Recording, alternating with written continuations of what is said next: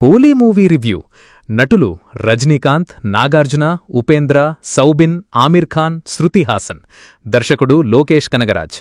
Style style రా నీది super style రా. ఈ పాట విన్నప్పుడు, స్టైల్ అనే మాట విన్నప్పుడు ప్రేక్షకుల కళ్ల ముందు కనిపించే రూపం సూపర్ స్టార్ రజనీకాంత్. అవును, సిల్వర్ స్క్రీన్పై రజనీ కనిపిస్తే వచ్చే ఊపు, ఆ స్క్రీన్ ప్రెజెన్స్ వేరే లెవెల్. తలైవా నడిచినా, చూపు చూసినా, నవ్వినా, అంతెందుకు జుట్టు సరిచేసుకున్నా, సిగరెట్ తాగినా, ఆఖరికి గిన్నెలు తోమినా కూడా అందులో ఒక స్టైల్ ఉంటుంది. అయితే ఇదేదో తెచ్చిపెట్టుకున్నది కాదు, రజనీ స్వభావంలోనే ఆ స్టైలుంది. అందుకే 50 ఏళ్లుగా ప్రేక్షకుల్ని ఏమాత్రం బోరు కొట్టకుండా చేయగలుగుతున్నారు రజనీ. అలాంటి రజనీ స్టైల్ని, స్వాగ్ని ఫుల్గా కూలీ చిత్రంలో చూడొచ్చని మూవీ టీం బలంగా ప్రమోషన్స్ చేసింది. రజనీ కెరియర్లో కూలీ ఓ మైలురాయిలా నిలిచిపోతుందని ఫ్యాన్స్ కూడా బలంగా నమ్మారు. మరి లోకేష్ కనగరాజ్ తెరకెక్కించిన కూలీ చిత్రం అంచనాల్ని అందుకుందా? కింగ్ నాగార్జున విలన్ పాత్రలో ఎలా కనిపించారు? ఆమిర్ ఖాన్, ఉపేంద్ర గెస్ట్ రోల్స్ ఎలా ఉన్నాయి? అసలు సినిమా ఎలా ఉందో రివ్యూలో చూద్దాం. సైమన్ నాగార్జున వైజాగ్లో కింగ్ పిన్ అనే షిప్యార్డ్ని లీజ్కి తీసుకుని అక్కడ గోల్డ్ వాచ్లు, ఖరీదైన ఎలక్ట్రానిక్ పరికరాలు స్మగ్లింగ్ చేస్తూ ఉంటాడు. ఈ మొత్తం సామ్రాజ్యాన్ని దయాల్, సౌబిన్ షాహిర్ చూసుకుంటూ ఉంటాడు. అయితే ఇక్కడ గోల్డ్ స్మగ్లింగ్ కాకుండా అంతకు మించి ఏదో జరుగుతుందని పోలీసులకి అనుమానం వస్తుంది. దీంతో అండర్ కవర్ ఆపరేషన్ కోసం అప్పుడప్పుడు కొంతమంది పోలీసుల్ని ఈ పోర్ట్లోకి కూలీలుగా పంపిస్తూ ఉంటుంది డిపార్ట్మెంట్. అయితే వీళ్ళని కనిపెట్టి నిర్దాక్షిణ్యంగా చంపేస్తూ ఉంటారు దయాల్, సైమన్. అయితే ఈ శవాలు బయటపడితే తమకి డేంజర్ అని వీటిని ఏం చెయ్యాలా అని ఆలోచిస్తూ ఉంటారు. ఆ సమయంలోనే రాజశేఖర్ ఎన్నో ఏళ్లపాటు కష్టపడి కుర్చీలో శవాల్బి కాల్చే మొబైల్ క్రెమటోరియం మిషన్ని కనిపెడతాడు. దీనివల్ల ఇప్పుడు వాడుతున్న శవాల మిషన్ వల్ల కలిగే కాలుష్యాన్ని నివారించవచ్చని నమ్ముతాడు. దీంతో ప్రభుత్వానికి ఈ ప్రాజెక్ట్ని అప్రూవ్ చెయ్యాలని అప్లికేషన్ పెట్టి డెమో ఇస్తాడు. కానీ ఈ మిషన్ దుర్మార్గుల చేతిలో పడితే కొత్త సమస్యలొస్తాయంటూ ప్రభుత్వం దీనికి అప్రూవల్ ఇవ్వకుండా రిజెక్ట్ చేస్తుంది.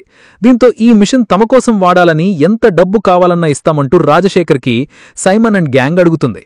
దీనికి రాజశేఖర్ ఒప్పుకోకపోతే తన 3 కూతుర్లని చంపేస్తామని బెదిరిస్తారు. దీంతో తప్పక తన పెద్ద కూతురు ప్రీతితో కలిసి ఈ పని చేస్తూ ఉంటాడు. మరోవైపు చెన్నైలో ఒక లాడ్జ్ నడుపుతూ ఒంటరిగా బతుకుతూ ఉంటాడు దేవా, రజనీ. ఒకరోజు తన ప్రాణ స్నేహితుడు రాజశేఖర్ మరణవార్త విని వైజాగ్కి వస్తాడు. అయితే రాజశేఖర్ది సహజ మరణం కాదని, హత్య అని దేవాకి తెలుస్తుంది. దీంతో రాజశేఖర్ని ఎవరు చంపారో తెలుసుకుని వాళ్లపై పగ తీర్చుకోవాలని దేవా డిసైడ్ అవుతాడు. ఇందులో భాగంగా సైమన్ పోర్ట్లోకి అడుగుపెడతాడు. ఆ తర్వాత ఏం జరిగింది? రాజశేఖర్ హత్య వెనుక ఉన్నది ఎవరు? వాళ్లని దేవా పట్టుకున్నాడా? అసలు స్మగ్లింగ్ పేరుతో సైమన్ చేస్తున్న పనులేంటి? దేవాకి, సైమన్కి గతంలో ఉన్న సంబంధం ఏంటి? అసలు దేవా ఫ్లాష్ బ్యాక్ ఏంటి? ఇంతకీ దాహా, ఆమిర్ ఖాన్, ఖలీషా, ఉపేంద్ర ఎవరు అనేది తెరపై చూడాల్సిందే. నిజానికి కూలీ కథ సెటప్, పాత్రలు, దానికి లోకేష్ ఎంచుకున్న స్టార్ కాస్టింగ్ ఇలా అన్నీ చాలా భారీగా ఉన్నాయి. కాని వాటిని లోకేష్ డీల్ చేసిన విధానం మాత్రం ప్రేక్షకులకి అనుకున్నంత కిక్కివ్వలేకపోయింది. ఫస్టాఫ్లో ఒక్కొక్క పాత్రని చాలా పవర్ఫుల్గా చూపిస్తూ ఎంట్రీ సీన్లు రాసుకున్నారు లోకేష్. దయాల్ పాత్రలో సౌబిన్, సైమన్ పాత్రలో నాగార్జున ఎంట్రీ సీన్లు అన్నీ పవర్ఫుల్గా కనిపిస్తాయి. అలానే దేవా వీళ్ళని కలిసే సీన్లు కూడా చూడ్డానికి స్క్రీన్పై విజిల్స్ వేయించేలా ఉంటాయి. కానీ ఎక్కడో ఈ పాత్రల మధ్యలో కనెక్షన్ గొప్పగా అనిపించదు. ఫస్టాఫ్ స్లోగా అలా వెళుతూ ఉంటుంది. అయితే అక్కడక్కడ కొన్ని సీన్లు ఓకే అనిపిస్తాయి. అయితే ఇంటర్వెల్ బ్లాక్ మాత్రం లోకేష్ కాస్త బలంగానే రాసుకున్నారు. నాగార్జున, రజనీ మధ్య వచ్చే ఈ సీన్ థియేటర్లో హై ఇస్తుంది.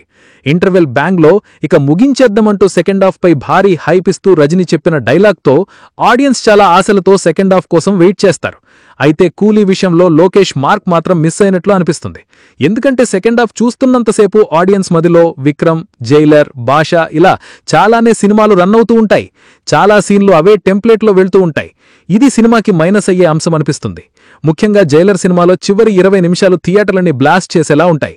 సేమ్ అదే టెంప్లెట్లో కూలీ కూడా ఉండటంతో ఆడియన్స్కి అంత కిక్ రాదు.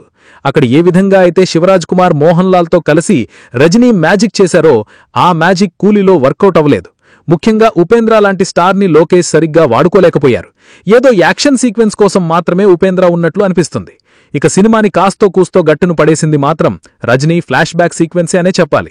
చూస్తున్నప్పుడు ఇది భాషా సినిమాని గుర్తు చేసినప్పటికీ ఆడియన్స్కి కిక్కిచ్చింది.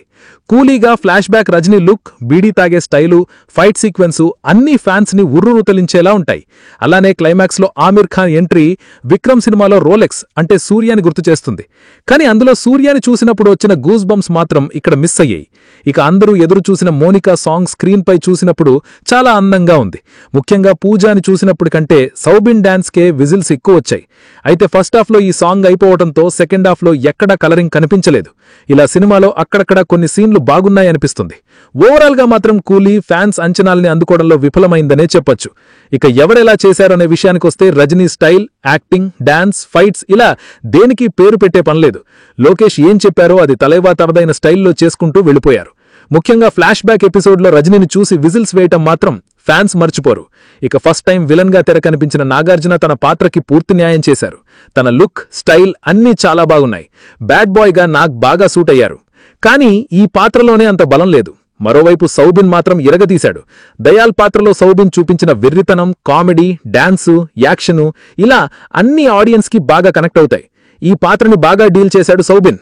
ఇక ఆమిర్, ఉపేంద్ర గెస్ట్ రోల్స్ కి ఒప్పుకున్నా కూడా వాళ్ల లెవెల్ కి తగ్గిన పాత్రలైతే ఇవి కాదు. ముఖ్యంగా ఉపేంద్ర విషయంలో లోకేష్ వేరే ఏదైనా ఆలోచించి ఉంటే బాగుండేది. ఇక సత్యరాజ్ తన పాత్రలో ఒదిగిపోయారు. శృతి హాసన్ కి ఫుల్ లెంగ్త్ రోలే దొరికింది, కానీ తెలుగు డబ్బింగ్ మాత్రం సూట్ అవ్వలేదు. శృతి హాసన్ ఓన్ డబ్బింగ్ చెప్పారు. అయితే సినిమాలో కళ్యాణిగా కనిపించిన రచితా రామ్ పాత్ర మాత్రం ఆడియన్స్ ని కాస్త సర్ప్రైజ్ చేస్తుంది. చివరిగా అనిరుద్ గురించి మాట్లాడాలి.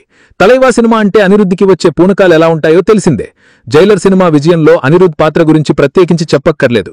కూలీకి కూడా తన వంతు సాయం అనిరుద్ చేశారు. అయితే అందుకు తగ్గ సీన్లు పడి ఉంటే మాత్రం థియేటర్లు నిజంగా బ్లాస్ట్ అయ్యేవి. ఓవరాల్ గా చెప్పాలంటే లోకేష్ కనగరాజ్ టేకింగ్, స్టైల్, ఆ గ్రిప్పింగ్ స్క్రీన్ పై మాత్రం కూలీలో మిస్ అయింది. రజనీ ఫ్యాన్స్ కి మాత్రం కూలీ ఓకే అనిపించొచ్చు.